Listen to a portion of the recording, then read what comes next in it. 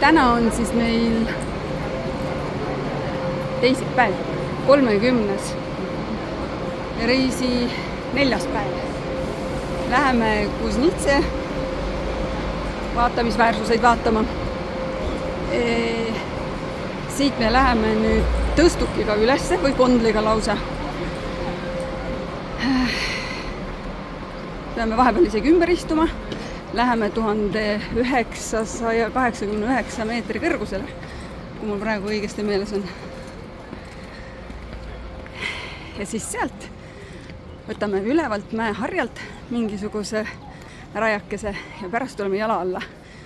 Praegu läheme üles tõstukiga ja siis tuleme jala alla. Nii, vaatame, kas me näeme siit kaarti. Nii, selline kaart. Et siit alustame. Läheme siit tõstukiga, istutame, läheme ümber sinna üles 1987 meetrit. Ja pärast tuleme mööda seda rohelist rada. Tuleme alla.